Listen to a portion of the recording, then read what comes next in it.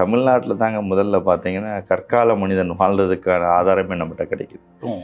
கிட்டத்தட்ட 1,50,000 ஆண்டு முதல் 2,00,000 ஆண்டுகளுக்கு முன்னால் இந்த பகுதியில் ஹோமோ எரெக்டர்ஸ்ன்னு சொல்லுவோம். அவர்கள் நின்ற மனிதர்கள்னு சொல்ற மாரி. அந்த அந்த வகையில் ஹோமோ எரெக்டர்ஸ் என்ற ஒரு மனித இனம் இந்த பகுதியில் வாழ்ந்ததற்கான ஆதாரங்கள் நம்மட்ட கிடைச்சிருக்கு. அந்த ஆதாரங்கள் அடிப்படையில் பார்த்தீங்கன்னா, ஒரு 2,00,000 to 1,50,000 ஆண்டுகள் நம்ம சொல்லலாம். இன்னைக்கு பார்த்தோம்னா கீழடி நம்ம உலகத்தில் பெருமையாக பேசிகிட்டு இருக்கோம். கீழடிங்கிறது ஒரு இடம் மட்டும் கிடையாது. இது போல் பல இடங்கள் நம்ம தமிழ்நாட்டில் இருக்குது. அது போன்ற இடங்கள் நம்ம ஆய்வுக்கு உட்படுத்தும் பொழுது தான் நம்முடைய நகர நாகரிகத்தினுடைய பரப்பளவு நமக்கு தெரியும். இன்றைக்கி நம்ம சிந்து சமவெளி நாகரிகம் ஹரப்பா மொஹஞ்சதாரோ வச்சு மட்டும் பேசுறது கிடையாது. கிட்டத்தட்ட 13 லட்சம் சதுர கிலோமீட்டரில் அந்த நாகரிகத்திற்கான ஆதாரங்கள் கிடைக்கின்றன. அதன் அடிப்படையில் தான் நம்ம சிந்து சமவெளி நாகரிகத்துடைய ஆதாரங்கள் நம்ம பேசிகிட்டு இருக்கோம். அதுபோல் சங்க காலத்தின் பரப்பளவை நாம் அறிய வேண்டும் என்றால் கண்டிப்பாக கீழடி போல இன்னும் பல இடங்கள் நம்முடைய தென்னக பகுதியில் இருக்குது. அதெல்லாம் நம்ம ஆய்வுக்கு உட்படுத்தணும்.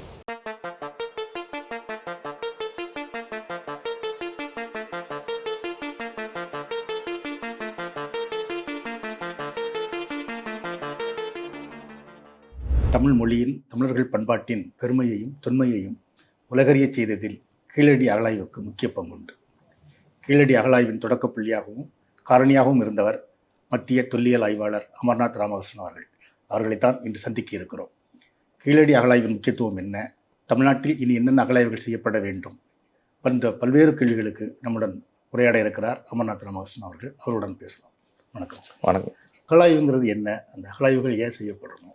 அகழாய்வுகள் என்பது பார்த்தீங்கன்னா, நம்முடைய மூதாதையர்கள் விட்டு சென்ற பொருட்களை தேடி நாம் அந்த ஆய்வுகளை செய்கிறோம். அதுதான் அகழாய்வுன்னு பேர். ஏன்னா நமக்கு தெரியாமல் நம்ம சில பொருட்களை இந்த காலத்தில் விட்டுட்டு போயிடுவோம். அது உண்மை. ஏன்னா இயல்பாக நடக்கின்ற ஒரு செயல். நம்முடைய மூதாதையர்கள் அவர்கள் பயன்படுத்திய பொருட்களை அவர்கள் அறியாமலேயே அவர்கள் விட்டு சென்றுள்ளனர். அந்த பொருட்களை தேடி ஆய்வுகளை நம்ம செய்கிறோம். அந்த ஆய்வுகள் பார்த்தீங்கன்னா ஒரு பிரைமரி எவிடன்ஸ்னு சொல்லுவோம், முதற்கட்ட ஆதாரங்கள்னு சொல்லுவோம். ஏன்னா நான் இன்னைக்கு இந்த பேனா பயன்படுத்திகிட்டு இருக்கேன். அந்த பேனாவை எனக்கு தெரியாமல் நான் இல்லாமல் போய் விடலாம். ஆனால் அந்த பேனா இந்த உலகத்தில் இருக்கும், நான் பயன்படுத்திய பேனா. அதுபோல தான் அந்த பேனாவை வைத்து அதன் பயன்பாட்டை வைத்து அவர்கள் என்னென்ன செய்தார்கள் என்பதை அறிவதற்கான ஒரு தகவலை கொடுக்கின்ற ஒரு பொருளாக அந்த பொருட்கள் நமக்கு, அகழாய்வு பொருட்கள் நமக்கு விளங்குகிறது. அதன் அடிப்படையில் தான் நம்ம பார்த்தோம்னா அகழாய்வு நாங்கள் மிக முக்கியத்துவம் கொடுக்குறோம். அகழாய்வில் கிடைக்கின்ற அனைத்து பொருட்களும் முதற்கட்ட தரவுகளாகத்தான் இருக்கின்றன.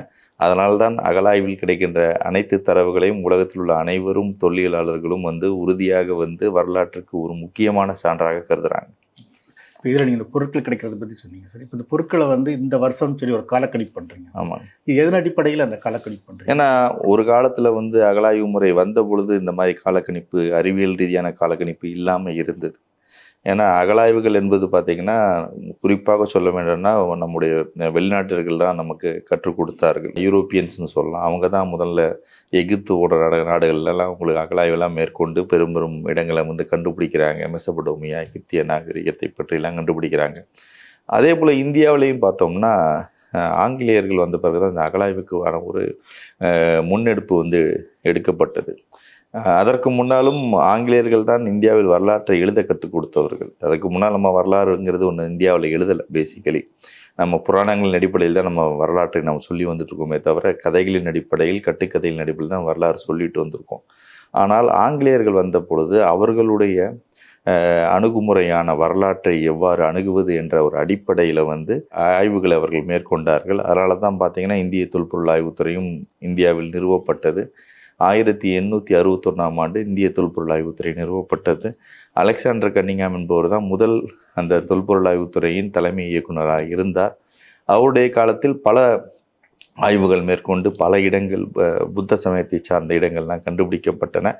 அதனால்தான் இந்தியாவில் புத்த சமயம் தோன்றி வளர்ந்ததற்கான நம்ம மிகப்பெரிய ஆதாரங்கள் நமக்கு கிடைத்தது. அதுபோல தான் பார்த்தீங்கன்னா, இது இப்படியே படிப்படியாக வளர்ந்து தான் இன்னைக்கு பார்த்தீங்கன்னா, இன்றைய காலகட்டத்தில் கிட்டத்தட்ட அறிவியல் ரீதியாக ஒரு அகழாய்வுகள் நம்ம செஞ்சுட்டு வர்றோம். ஏன்னா, அந்த காலத்தில வந்து அறிவியலை எவ்வாறு பயன்படுத்துவது என்று தெரியாமலும் பல காலக்கணிப்புகள் செய்து சரியான காலக்கணிப்புகளை கண்டுபிடித்தார்கள். இன்று பார்த்தோம்னா, அறிவியல் அடிப்படையில் நாம் வந்து காலக்கணிப்பை மிகச் சரியாக துல்லியமாக கணக்கிடுவதற்கான ஒரு வாய்ப்பு இருக்கு. அந்த செயலை இன்னைக்கு இருக்க தொழிலாளர்கள் செஞ்சுட்டு வர்றாங்க. இதனால வந்து பார்த்தீங்கன்னா, நம்முடைய வரலாற்றின் காலம் சரியாக கணிக்க அந்த அறிவியல் முறையில் செய்யப்படுகின்ற ஆய்வுகள் நமக்கு உதவியா இருக்கு. அதை சொன்னீங்க சார், இந்த காலக்கணிப்பு பண்ணுறது, இந்த கார்பன் டேட்டிங்லாம் சொல்கிறாங்க.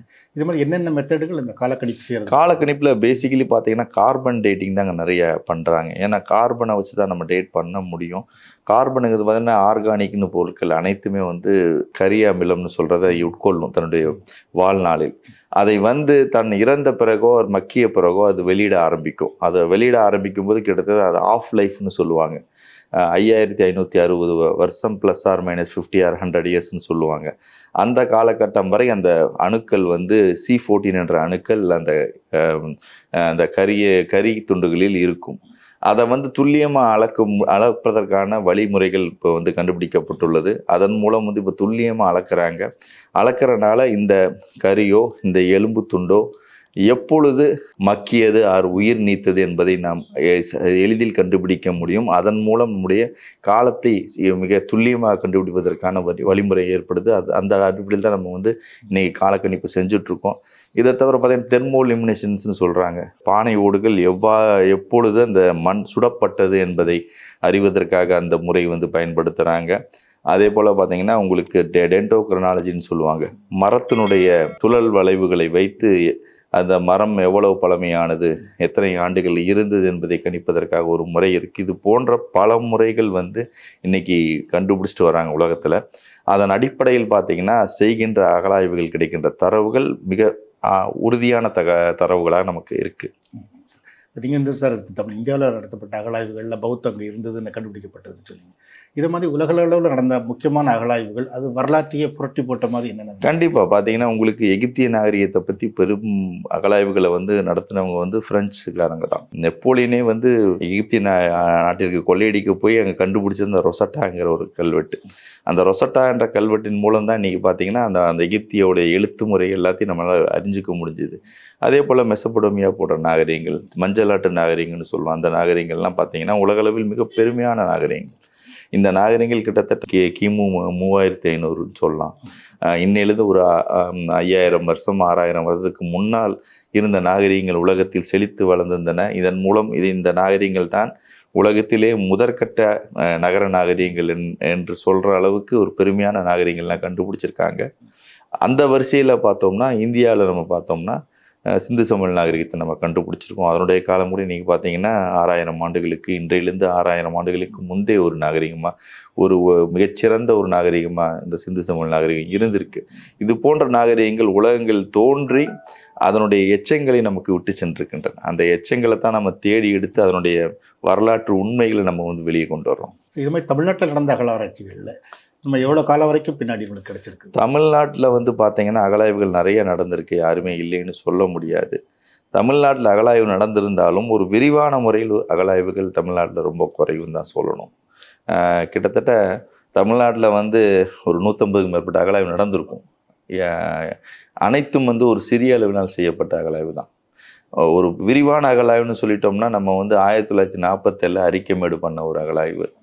அதுக்கப்புறம் 1965 காவேரி பூம்பட்டினம், அதே போல் 2004 வந்து ஆதிச்சநல்லூர் பண்ண அகழாய்வு தான் ஒரு விரிவான அகழாய்வு. இதை தவிர மற்ற அகழாய்வுகள் அனைத்தும் மற்ற தொல்லியல் துறை நிறுவனங்கள் செய்த அகழாய்வுகள் அனைத்தும் மிக குறுகிய அளவில் தான் இருந்தது. அந்த குறுகிய அளவில் இருந்த காரணத்தினால தான் நம்மளால் முழுமையான ஒரு வரலாற்றை நாம் அறிய முடியாத ஒரு சிக்கலில் நம்ம இருந்தோம்.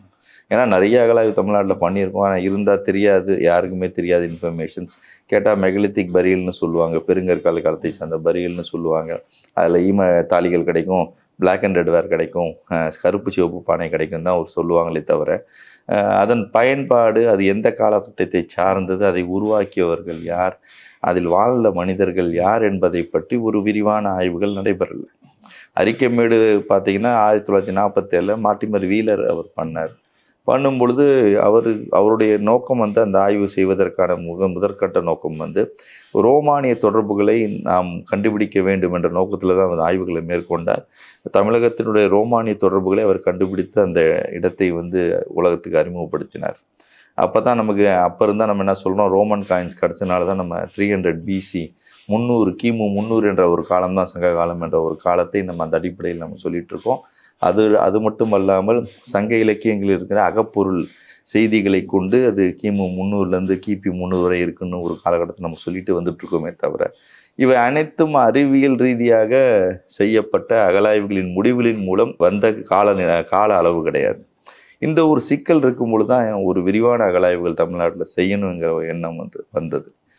ஏன்னா நம்ம அகழாய்வுகள் நிறைய செஞ்சுருக்கோம். ஆனால் எல்லா அகழாய்வும் சிறிய அளவு செஞ்சுருக்கோம். நம்ம பெரிய அகழாய்வுகள் எடுத்துக்கிட்டால் ஒரு 3 அகழாய்வுகள் மட்டும்தான் பெரிய அளவில் எடுத்துக்க முடியும். அதுக்கு மேலே எந்த அகழாய்வுகள் நம்மகிட்ட இல்லை. அதில் காவேரி பூம்பட்டினம் பார்த்தீங்கன்னா ஒரு பெரிய தொல்லியல் மேடை ஐடென்டிஃபை பண்ணி அவங்க யாரும் பண்ணலை. ஏன்னா பக்கத்தில் இருக்க சின்ன சின்ன கிராமங்கள் இருக்க இடங்களை வந்து தேர்வு செய்து அகழாய்வு செஞ்சாங்க. அதில் வந்து புத்த விகாரம் கிடச்சிது. அதே போல் உங்களுக்கு கால்வாய் ஒன்று கிடச்சிது. துறைமுக கட்டுவதற்கான ஒரு படகுத்துறை ஒரு கிடச்சிது. இந்த மாதிரி சில இடங்கள் தான் கிடைத்ததே தவிர முழுமையான ஒரு இடம் கிடைக்கல. ஆதிச்சநல்லூர் பார்த்தோம்னா அதே போல் ஒரு தொல்லியல் மேடாக இருந்தாலும் அது புதைப்பிடமாக போயிடுது. அது புதைப்பிடத்தை தவிர வேறு ஒன்றும் கிடையாது. இந்த மாதிரி சிக்கல் இருக்கும்பொழுது தான் ஒரு விரிவான அகழாய்வுகள் தமிழ்நாட்டில் செய்யணும் என்ற எண்ணத்தில் அகழாய்வுகளை நாங்கள் வந்து மேற்கொண்டோம். இப்போ நீங்கள் சொன்னீங்க சிந்து சமவெளி நாகரிகத்துக்கு வந்து ஒரு 6000 வருஷம் சொன்னீங்க. இது மாதிரி தமிழ்நாட்டில் இது வரைக்கும் கிடைச்சிருக்கிற அகழாய்வுகள்லேருந்து நம்ம எத்தனை வருஷம் வரைக்கும் முன்னாடி தமிழ்நாட்டு கிடைச்ச அகழாய்வு பார்த்தீங்கன்னா தமிழ்நாட்டில் தாங்க முதல்ல பார்த்தீங்கன்னா கற்கால மனிதன் வாழ்ந்ததுக்கான ஆதாரமே நம்மகிட்ட கிடைக்குது. கிட்டத்தட்ட 1.5 லட்சம் ஆண்டு முதல் 2 லட்சம் ஆண்டுகளுக்கு முன்னால் இந்த பகுதியில் ஹோமோ எரெக்டர்ஸ்னு சொல்லுவோம். அவர்கள் ஹோமோ சேப்பியன்ஸ் கிடையாது, அதற்கு முந்தைய மனிதர்கள், நின்ற மனிதர்கள்னு சொல்கிற மாதிரி அந்த வகையில் ஹோமோ எரெக்டர்ஸ் என்ற ஒரு மனித இனம் இந்த பகுதியில் வாழ்ந்ததற்கான ஆதாரங்கள் நம்மகிட்ட கிடச்சிருக்கு. அந்த ஆதாரங்கள் அடிப்படையில் பார்த்தீங்கன்னா ஒரு 2 லட்சம் to 1.5 லட்சம் ஆண்டுகள் நம்ம சொல்லலாம். அந்த காலகட்டங்களில் நமக்கு இந்த பகுதிகளில் அதுவும் குறிப்பாக பார்த்தீங்கன்னா நம்முடைய கொசஸ்தலை வேலின்னு சொல்லுவோம், கொற்றலையார் வேலியில் தான் இந்த எவிடன்ஸ்லாம் கிடச்சிருக்கு. இந்த கொற்றலையார் வேலின்னு சொல்கிற பகுதியில் கிடைச்ச ஹேண்டாக்ஸ் பார்த்தீங்கன்னா இன்னும் பழமையான ஒரு கோடாரிகளாக நம்ம வந்து இந்திய அளவில் நம்ம கருதி வருகிறோம். அது வந்து கிடைத்த இடம் வந்து நம்ம தென்னிந்திய பகுதி தான். இதுபோல் கற்கோடாரிகள் தென்னிந்தியா முழுவதும் பல இடங்களில் கிடைக்கிது. ஸோ கிட்டத்தட்ட 2 லட்சம் ஆண்டுகளுக்கு முன்னால் இருந்து மக்கள் தொடர்ந்து இந்த பகுதியில் வாழ்ந்து வருகிறார்கள். ஆனால் இந்த பகுதிக்கான வரலாற்று காலத்திற்கான காலங்கள் வந்து சரியாக இன்னும் நம்ம வரையறை செய்யலை, கண்டுபிடிக்கலை. அதுதான் நம்முடைய சிக்கல். ஏன்னா சங்க இலக்கியங்கள் சொல்கிற அடிப்படையிலையும் நம்ம அறிக்கைமாடு சொல்கிற அடிப்படையிலும் பார்த்தோம்னா கிமு 300 கிபி 300 தான் நம்ம சங்க காலம்னு கருதுகிறோம். ஒரு 600 ஆண்டுகள் தான் சங்க காலம் இருந்திருக்குன்னு கருதுகிறோம். ஆனால் இறையினார் அகப்பொருளியல் என்ற அந்த பிற்கால நம்ம சங்க இலக்கியங்களில் சொல்கிற தகவல் பிரகாரம் 10,000 ஆண்டுகள் இருந்துதான் நமக்கு வந்து ஒரு தகவல் கிடைக்குது. 3 சங்கங்கள் இருந்ததாகவும், தென்மதுரை ஒன்று இருந்தது, கபாடபுரம் இருந்தது, அதுக்கப்புறம் இன்னைக்கு இருக்க மதுரை இருக்குன்னு ஒரு தகவல் நம்மகிட்ட இருக்குது. ஆனால் அது உண்மையாங்கிறதுக்கான எந்த ஆதாரம் நம்மகிட்ட இல்லை. அது ஒரு கற்பனையாக கூட இருக்கலாம், யாரும் மறுப்பதற்கு இல்லை. ஆனால் உண்மையா என்பதற்கான ஆதாரம் இல்லை. இந்த மாதிரி சில சிக்கல் இருக்கிறனால தான் நம்முடைய வரலாற்றில் வந்து இன்னைக்கு பார்த்தோம்னா பெருங்கற்கால காலத்துக்கு தமிழக அரசு இன்னைக்கு ரீசெண்டாக மயிலாடும்பாறையில் கிடைச்ச டேட் பிரகாரம் 2172ன்னு கண்டுபிடிச்சிருக்காங்க கிமு. அப்போ கிட்டத்தட்ட ஒரு 4000 ஆண்டுகளுக்கு முன்னால் இருந்து இங்கே இந்த பகுதியில் மக்கள் தொடர்ந்து வாழ்ந்து கொண்டிருக்கின்ற ஒரு செய்தி நமக்கு கிடைக்கிது. அதுக்கு முன்னாலும் மக்கள் இங்கே வாழ்ந்திருக்கிறார்கள். அதை பற்றி முழுமையாக நம்ம ஆய்வுகளை மேற்கொள்ளணும். அப்போ தான் நமக்கு முழுமையான தகவல் நமக்கு இனிமே கிடைக்கும். அந்த ஒரு செயல் இந்த அகழாய்வுகள் மூலம் தான் நமக்கு செய்ய முடியும். அப்போ தான் நமக்கு அந்த உண்மையான வரலாற்று காலக்கணிப்பு நம்மால் செய்வதற்கான வாய்ப்பு கிடைக்கும். ஸோ இவ்வளோ அகழாய்வு பண்ணுறதுக்கான வந்து வாய்ப்புகள் இருந்தும் ஏன் அது பண்ணப்படாமல் இருக்குது? அது போதுமான அளவுக்கு ஆட்கள் இல்லையா? சொல்ல போனால் போதுமான அளவு ஆட்கள் இல்லைன்னு தான் சொல்லுவோம். ஏன்னா இந்திய தொல்பொருள் ஆய்வுத்துறைங்கிறது இந்தியா முழுவதும் அதனுடைய பணிகளை செய்து கொண்டுட்ருக்காங்க.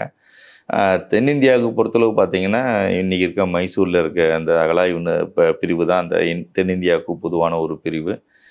அவர்கள் எந்த பகுதியை சார்ந்தவர்கள் அங்கே வர்றாங்களோ அந்த பகுதியை சார்ந்தவர்கள் அங்கே அகழாய்வு மேற்கொள்கிறார்கள்.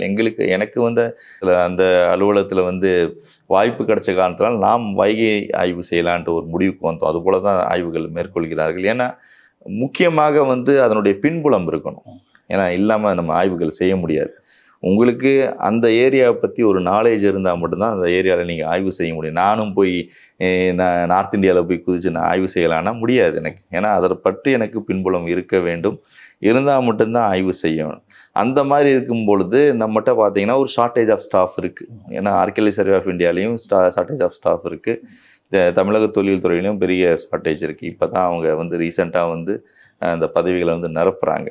ஏன்னா நாங்கள்லாம் இந்த மாதிரி இந்திய தொல்பொருளாய்வுத்துறை மிக விரிவான ஆய்வுகள் செய்வதற்கு முக்கிய காரணம் எங்களுக்கு வந்து கிடைத்த வட இந்திய அனுபவங்கள் தான் சொல்லுவோம். வட இந்தியாவில் வேலை பார்க்கும் பொழுது அங்கு வேலை பார்த்த அந்த ஹரப்பன் சொல்லுவோம், சிந்து சமவெளி நாகரிகத்து இடங்கள், அதே போல் புத்த கால இடங்கள், புத்தர் வந்து ஒரு அதிசயங்கள் நிகழ்த்திய ஸ்ராவஸ்திங்கிற இடம்லாம் அங்கெல்லாம் நாங்கள் வேலை பார்த்த காரணத்தினால தான் அந்த ஒரு ஆர்வம் எங்களுக்கு இருக்குது. ஏன் அங்கு செய்கின்ற ஒரு விரிவான முறையில் நம்ம தமிழ்நாட்டில் செய்யலாமாங்கிற ஒரு ஆர்வம் இருக்குது. அதற்காக ஆர்வம் இருந்தால் தாங்க நீங்கள் வேலை செய்ய முடியும், எல்லாம் செய்ய முடியாது. இது வந்து ஒரு தேடுதல் தான், ஒரு வரலாற்றை பற்றிய தேடுதல்.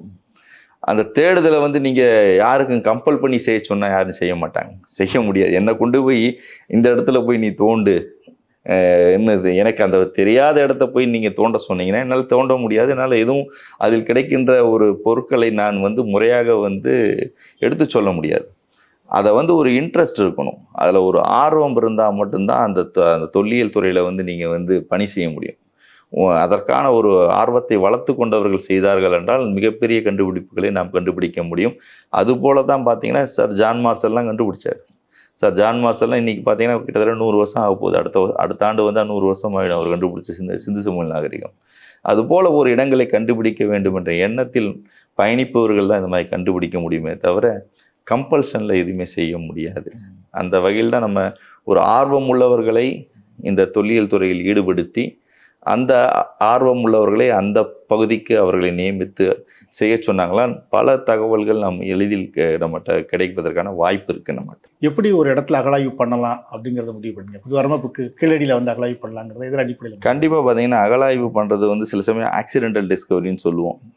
எதாச்சியாக யாராவது தோண்டுவாங்க, அங்கே ஏதாவது பொருட்கள் கிடைக்கும், அந்த இடத்த வந்து தொல்லியல் முக்கியத்துவ இடமாக கருதி அந்த இடத்துல வந்து அகழாய்வு மேற்கொள்வாங்க. ஏன்னா சிந்து சமவெளி நாகரிகங்கள் அப்படி தான் கண்டுபிடிக்கப்பட்டது. சிந்து சமவெளி நாகரிக இடங்கள் பார்த்தீங்கன்னா நம்முடைய இன்றைக்கி இருக்க பஞ்சாப் அண்டு சிந்து பகுதிகளில் வந்து அந்த ரயில்வே லைன் போடும்பொழுது தான் அதை ஐடென்டிஃபை பண்ணாங்க. ஏன்னா 1861 அலெக்சாண்டர் கன்னிங்ஹாம் ஹரப்பா போன்ற இடங்களை பார்த்துருக்காரு. பார்த்துட்டு அவர் என்ன சொல்கிறார், ஸ்தூப்பா போல இருக்குது, புத்த ஸ்தூபங்கள் போல இருக்கிறது, புத்தர் காலத்தை சார்ந்த ஒரு பகுதியாக தான் அது இருக்கணுங்கிறத வந்து ஐடென்டிஃபை பண்ணார். ஆனால் பின்னாடி வந்த அறிஞர்கள் அதை மறுத்தார்கள். அதற்கு பின்னால் அங்கு வந்து இந்த ரயில்வே லைன் போடும் பொழுது கிடைக்கிற பெரிய பெரிய செங்கற்கள் எடுத்து தான் அவங்களுக்கு டவுட் வந்தது. பிராமணாபாத் என்ற இடத்துல வந்து ஒரு பெரிய செங்கற்கள் குவாரி மாதிரி எடுத்தாங்க. அந்த இடங்கள்லாம் பார்க்கும் பொழுது தான் சரி, ஏன் இங்கே இப்போ வேற ஒரு நாகரிகம் இருந்திருக்குமா என்ற ஒரு இதில் ஒரு டவுட்டில் தான் அந்த ஆய்வுகள்லாம் தொடங்கின போது தான் நமக்கு தெரிஞ்சது ஒரு சிந்து சமவெளி நாகரிகம் இருந்திருக்குங்கிற ஒரு கருத்து. அதெல்லாம் பார்த்தீங்கன்னா ஒரு ஆக்சிடென்டல் டிஸ்கவரின்னு சொல்லுவாங்க. ஏதேச்சியாக கிடைத்த ஒரு இடங்களை ஆய்வுக்கு உட்படுத்தி அதன் மூலம் ஒரு பெரிய இடத்தை கண்டுபிடிப்பது. இன்னொரு முறை வந்து அறிவியல் ரீதியாக நீங்கள் வந்து அணுகுவது. அதுதான் 2 முறை. அறிவியல் ரீதியாக அணுகியது வந்து கீழடி, அதான் சொல்லுவேன் நான். ஹரப்பா மோகந்தாராங்கிறது பார்த்தீங்கன்னா ஒரு ஆக்சிடென்டல் டிஸ்கவரி. ஆதிச்சநல்லூரும் பார்த்தீங்கன்னா ஒரு ஆக்சிடென்டல் டிஸ்கவரி. ரயில்வே லைன் போடும்போது தான் அந்த பெரும் பொதுமக்கள் தாலி கிடச்சிது. அதன் அடிப்படையில் தான் அவங்க வந்து அந்த ஒரு தொல்லியல் மேட்டை வந்து தோண்ட ஆரம்பிக்கிறாங்க. கீழடி அப்படி கிடையாது. கீழடிங்கிற இடம் வந்து 1976 பாலசுப்ரமணியங்கிற பள்ளி ஆசிரியர் வந்து அவர் ஏற்கனவே சொல்லியிருக்காரு, அங்கே பகுதியில் தொல்லியல் எச்சங்கள்லாம் கிடைக்குதுன்னு.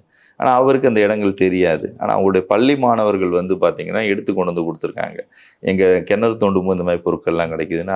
அதை பற்றி தகவல் வந்து அவர் தமிழக தொல்லியல் துறைக்கு அனுப்பிச்சிருந்திருக்காரு. ஆனால் அப்போது வந்து அவர்கள் வந்து கள ஆய்வை வந்து அந்த பொருட்களை மட்டும் கள ஆய்வு செய்து விட்டு அந்த இடங்களை வந்து கள ஆய்வு செய்யாமல் விட்டுட்டாங்க. இந்த மாதிரி நிலை இருக்கும்பொழுது தான் நாங்கள் முடிவு பண்ணோம், என்ன தமிழ்நாட்டில் வந்து ஒரு அறிவியல் ரீதியான ஒரு இடங்கள் நாம் கண்டுபிடிக்க வேண்டும், அறிவியல் ரீதியாக அணுகி ஒரு இடங்களை கண்டுபிடிக்க வேண்டும் என்ற எண்ணம் எங்களுக்கு இருந்தது. ஏன்னா வைகையை பற்றி சங்க இலக்கியங்கள் மிக பரவலாக பேசுகின்றன. அதே போல் மதுரையை பற்றி நம்ம தெரிஞ்சுக்கணும், ஆனால் மதுரையில் எந்த எவிடன்ஸும் கிடையாது. இந்த மாதிரி சிக்கல் இருக்கும் பொழுது நம்ம தான் சரி, ஜென்ரலி என்னன்னா அதுக்கு பேர் எக்ஸ்ப்ளோரேஷன்னு சொல்லுவாங்க, சர்வே, ஒரு கள ஆய்வு. ஒரு இடங்கள் நம்ம தேர்ந்தெடுக்கணும்னா அதுக்கு ஒரு முழு கள ஆய்வு நடத்துவோம்.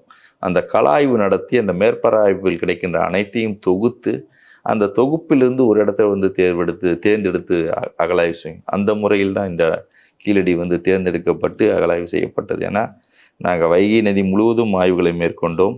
அதில் 293 இடங்களை நாங்கள் கண்டுபிடிச்சோம். அந்த 293 இடங்களில் ஒரு இடத்த தேர்ந்தெடுத்து நாங்கள் ஆய்வு பண்ணணும்.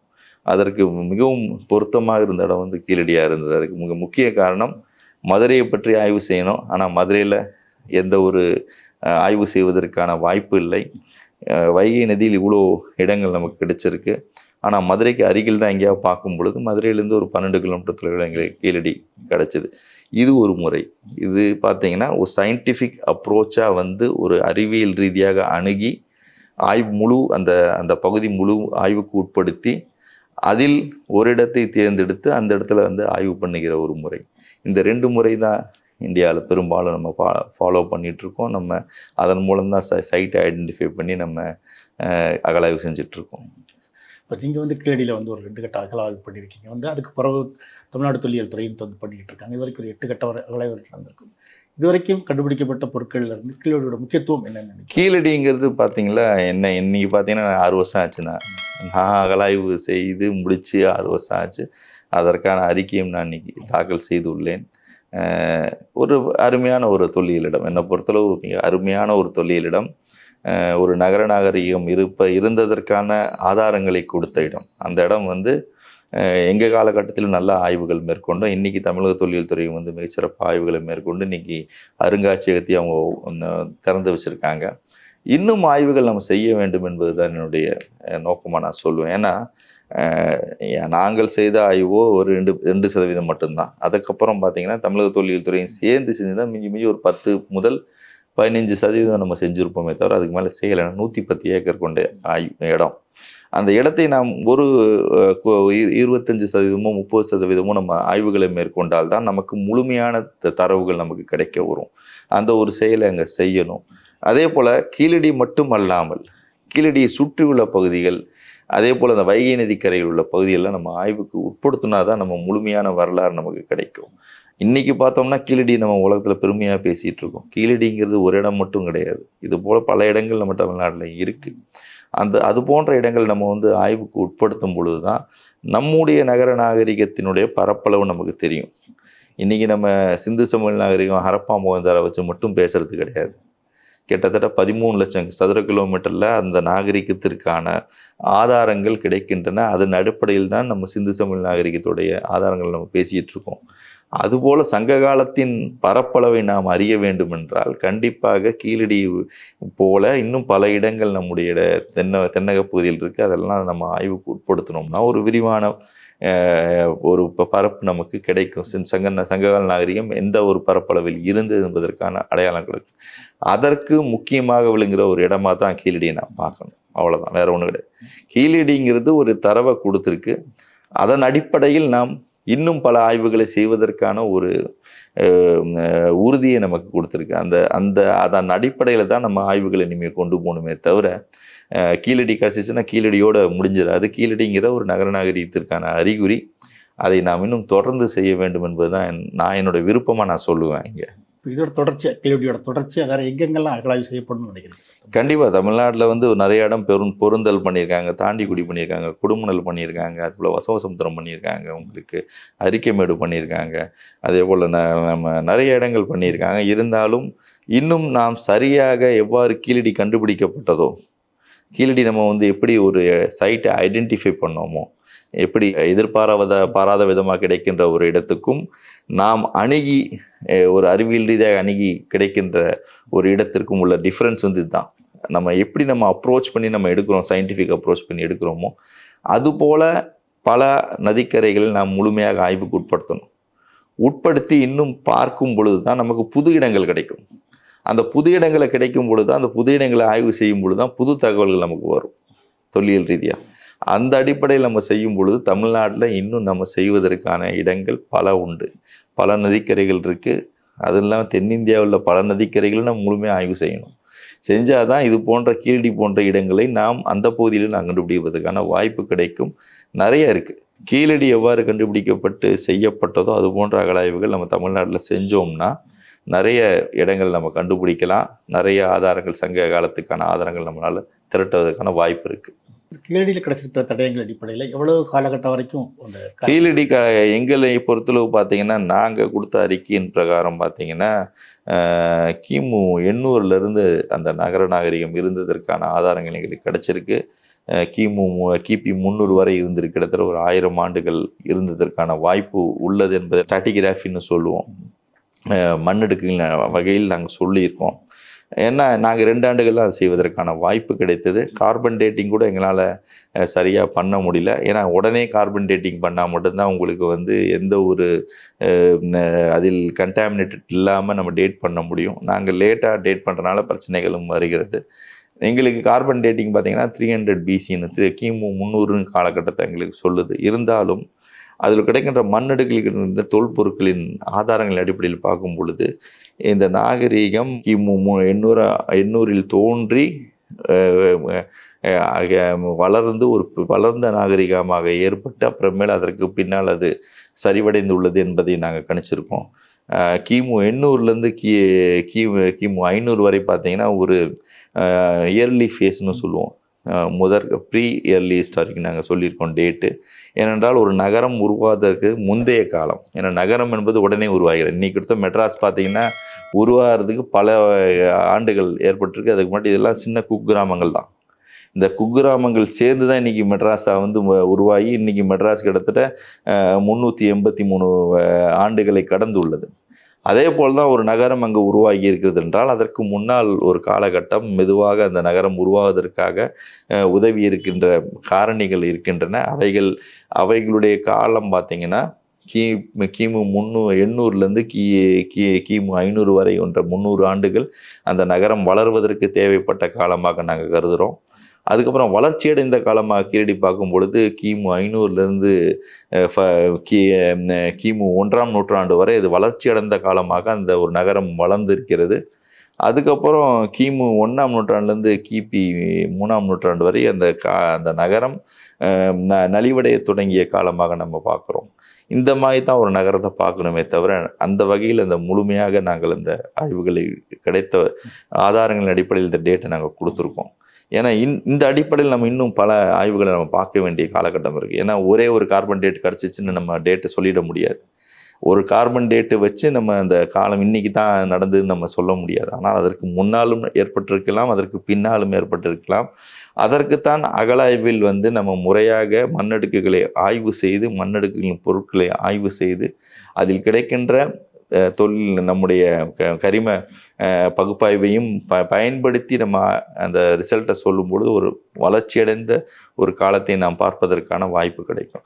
அந்த வகையில் தான் கீழடியோட காலம் பார்த்திங்கன்னா கிமு 800லேருந்து கிபி 300 வரை என்ற ஒரு காலகட்டத்தில் அந்த நகரம் இருந்ததற்கான ஆதாரங்கள் எங்களுக்கு 2 ஆண்டுகள் செய்த அகழாய்வில் கிடைத்துள்ள தகவல் ஆகும்.